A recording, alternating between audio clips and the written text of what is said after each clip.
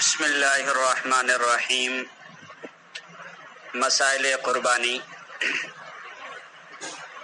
اگر کوئی شخص صاحب نصاب تھا اور اس نے قربانی کی نیت سے جانور خریدا، لیکن قربانی کے دن آنے سے بیشتر وہ غریب ہو گیا اور قربانی کے آخر دن تک وہ صاحب نصاب نہ ہوا، تو اس کے ذمہ قربانی واجب نہیں ہوگی۔ اس جانور کو فروخت کر کے اس کی قیمت اپنے کام کاج میں خرچ کر سکتا ہے، اور اگر قربانی کے آخر دن میں بھی وہ صاحب نصاب ہو جائے گا تو اس پر قربانی واجب ہوگی، خواہ اسی جانور سے کرے یا کسی اور جانور سے، بہرحال قربانی کرنا لازم ہوگی۔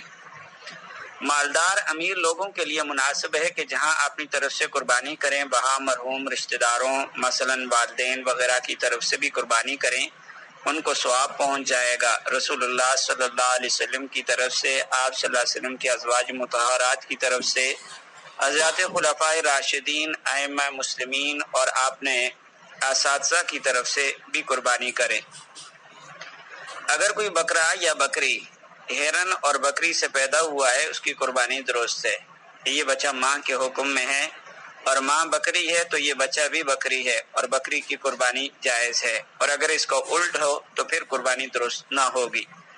مجنون پر قربانی واجب نہیں۔ اگر مجنون کی ملکیت میں نصاب کے برابر مال، سونا چاندی یا رقم یا مال تجارت یا ضرورت سے زائد اتنا سامان ہے تو اس کی طرف سے قربانی کرنا اس کے ولی پر بھی واجب نہیں ہوگا، کیونکہ قربانی واجب ہونے کے لیے عاقل ہونا شرط ہے۔ اگر کسی کے پاس ایک ہی مکان ہے لیکن اس نے وہ خود نہیں اس میں رہتا بلکہ کرائے پر دے رکھا ہے اور وہ خود کرایہ کے گھر میں رہتا ہے تو اس پر بھی ایک حصہ قربانی کرنا واجب ہے، کیونکہ یہ مکان فی الحال حاجت اصلیہ سے زائد ہے۔ اپنا گھر چاہے کرایہ پر دیا ہو یا مفت یا خالی پڑا ہو، خود دوسرے مکان میں کرایہ پر رہتا ہے یا مفت، ہر ایک صورت میں قربانی میں اس مکان کی قیمت کا اعتبار ہوگا، کیونکہ یہ مکان فی الحال حاجت اصلیہ سے زائد ہے۔ جانور کو ذبح کرنے کی جگہ پر سختی سے گھسیٹتے اور کھینچتے ہوئے لے جانا یہ مکروہ ہے، اور پھر جانور کو ذبح کرنے کے لیے لٹا دینے کے بعد ذبح میں دیر کرنا بھی مکروہ ہے۔ جانور کو ذبح کرنے سے پہلے بھوکا پیاسا رکھنا بھی مکروہ ہے۔ جانور کو ذبح کرنے کے لیے آسانی سے گرانا چاہیے، بے جا سختی کرنا مکروہ ہے۔ قبلہ رخ بائیں کروٹ پر لٹایا جائے، اس کے خلاف کرنا مکروہ ہے۔ کند چھری سے ذبح کرنا بھی مکروہ ہے۔ جانور کے سامنے چھری تیز کرنا بھی مکروہ ہے۔ جانور کو لٹانے کے بعد چھری تیز کرنا مکروہ ہے۔ ایک جانور کو دوسرے جانور کے سامنے ذبح کرنا مکروہ ہے۔ اس طرح سختی سے جانور کو ذبح کرنا کہ سر الگ ہو جائے یا حرام مغز تک چھری اتر جائے مکروہ ہے۔ گردن کے اوپر سے ذبح کرنا مکروہ ہے۔ ذبح کے بعد جانور کے ٹھنڈا ہونے سے پہلے گردن الگ کر دینا یا چمڑا اتارنا مکروہ ہے۔ اگر ملازم نصاب کا مالک ہے تو اس پر قربانی واجب ہے۔ سرکاری اور غیر سرکاری دونوں قسم کے ملازمین کا حکم ایک ہے۔ اگر ملازم صاحب نصاب نہیں، جو تنخواہ ملتی ہے وہ ماہانہ خرچ ہو جاتی ہے یا ماہانہ کچھ بچت ہوتی ہے لیکن بچی ہوئی رقم کی مقدار نصاب کے برابر نہیں بلکہ اس سے کم ہے، تو اس پر بھی قربانی واجب نہ ہوگی۔ اگر کسی نے قربانی کی منت مانی تو منت کی وجہ سے اس پر قربانی واجب ہوگی، خواہ منت ماننے والا امیر ہو یا غریب، دونوں کے لیے ایک حکم ہے۔ اگر صاحب نصاب آدمی نے نظر مانی تو اس کو دو قربانی کرنی ہوگی، ایک منت کی وجہ سے، دوسری قربانی جو اس پر صاحب نصاب ہونے کی وجہ سے شریعت نے واجب کی ہے۔ مینا سے قربانی کا آغاز ہوا، اس لیے مینا میں قربانی کرنے کا ثواب باقی جگہوں سے زائد ہے۔ اسی لیے نبی کریم صلی اللہ علیہ وسلم نے حج میں 100 اونٹوں کی قربانی کی، جن میں سے 63 اونٹوں کی قربانی خود فرمائی، باقی کو حضرت علی رضی اللہ عنہ کو سپرد فرمایا۔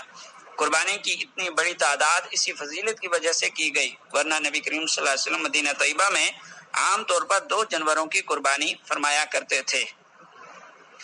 اگر کوئی عورت نصاب کی مالک نہیں لیکن اس کا مہر معجل نصاب سے زائد شوہر کے ذمہ ہے جو ابھی تک عورت کو نہیں ملا، تو عورت پر اس مہر کی وجہ سے صاحب نصاب وہ نہ ہوگی اور اس پر قربانی بھی واجب نہ ہوگی۔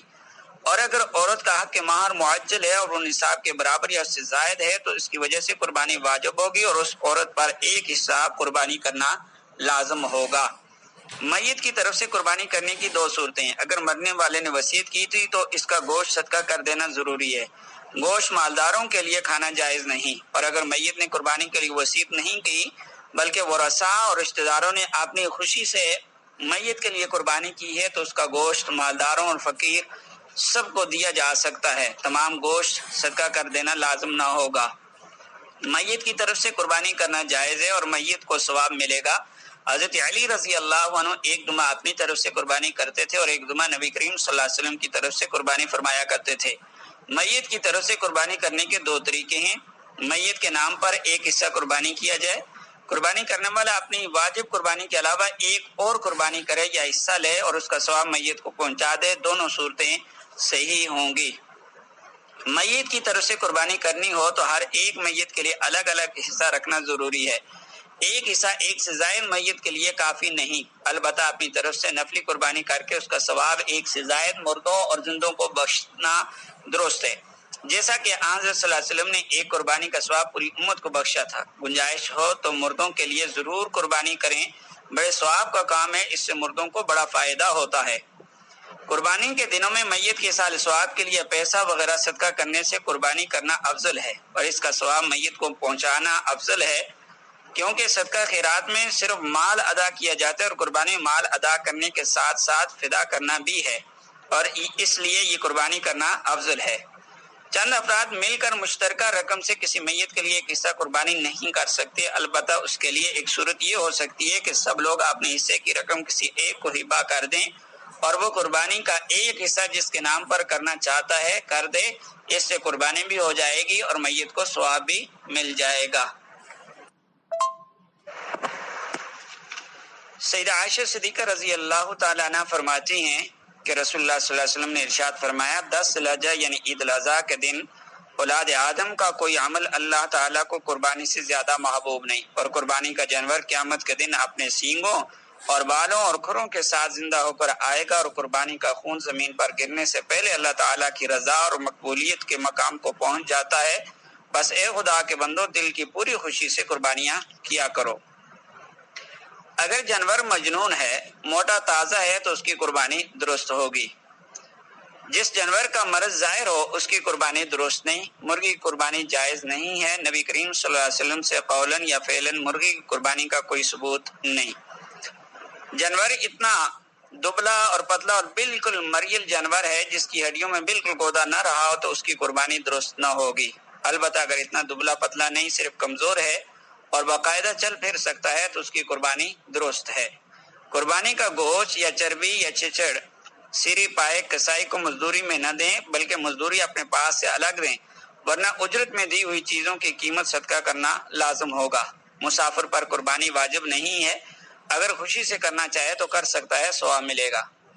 اگر مسافر کے پاس مال موجود ہے اور سہولت کے ساتھ قربانی کر سکتا ہے تو قربانی کرنا مستحب ہے۔ اگر مسافر قربانی کے دنوں میں یعنی 10، 11 یا 12 ذی الحجہ کو سورج غروب ہونے سے پہلے اپنے گھر آ گیا یا مقیم ہو گیا، وہ صاحب حیثیت لوگوں میں سے ہے تو اس پر قربانی واجب ہوگی، اور اگر وہ شخص صاحب حیثیت لوگوں میں سے نہیں ہے بلکہ غریب ہے تو اس پر قربانی واجب نہ ہوگی۔ لیکن اگر اس نے قربانی کے دنوں میں قربانی کی نیت سے کوئی جانور خرید لیا تو اسی جانور کی قربانی اس پر واجب ہوگی۔ قربانی کی خال فروخت کرنے کے بعد جو رقم قیمت کے طور پر ملتی ہے وہ صدقہ کر دینا واجب ہے، اور صدقہ کی حقیقت یہ ہے کہ جس کو دیا جائے وہ مالک بن جائے۔ کیونکہ مسجد میں تملیک نہیں پائی جاتی، اس لیے قربانی کی کھال کی رقم مسجد کی تعمیر اور امام اور مؤذن اور خادم وغیرہ کی تنخواہ میں دینا جائز نہیں۔ اقتداء کی وجہ سے مسافر پر بھی تکبیر تشریق کہنا واجب ہے۔ مسلمان کا ذبیحہ حلال ہے، مسلمان چاہے نیا ہو یا پرانا، دونوں کے ذبیحہ کے بارے میں شبہ نہیں کرنا چاہیے۔ ایسے جانور کا گوشت اللہ کا نام لے کر کھانا جائز ہے۔ ہر مسلمان کا ذبیحہ حلال ہے، کسی کی بد مزاجی اور بد زبانی کی وجہ سے اس کا ذبح کیا ہوا جانور حلال ہونے میں کوئی فرق نہیں آئے گا۔ مشرک کے ساتھ قربانی میں شرکت جائز نہیں۔ اگر قربانی کے جانور میں جان بوجھ کر کسی مشرک کا حصہ رکھا جائے گا تو کسی بھی شریک کی قربانی صحیح نہ ہوگی۔ ایسے جانور کی قربانی بھی درست نہیں جس میں مغز نہ رہا ہو۔ جو شخص مقروض ہو اس کو قرض ادا کرنے کی فکر کرنی چاہیے، قربانی نہ کرے، لیکن اگر قربانی کر لی تو ثواب ملے گا۔ اگر کسی کے پاس ایک سے زائد مکان ہے تو زائد مکان کی قیمت نصاب کے برابر یا اس سے زیادہ ہونے کی وجہ سے ایک حصہ قربانی واجب ہے۔ قربانی میں جانور جس جگہ پر ہے اس کا اعتبار ہے، قربانی کرنے والے کا اعتبار نہیں۔ اگر قربانی کا جانور ایسے دیہات میں ہے جہاں جمعہ اور عیدین کی نماز واجب نہیں وہاں قربانی کرنے والا شہر میں ہے تو اس صورت میں دیہات میں قربانی کے جانور کو صبح صادق کے بعد ذبح کرنا جائز ہوگا، اور اگر جانور شہر میں ہے قربانی کرنے والا دیہات میں تو اس صورت میں جب تک شہر میں کسی ایک جگہ پر بھی عید کی نماز نہیں ہوگی تو قربانی کا جانور ذبح کرنا جائز نہ ہوگا۔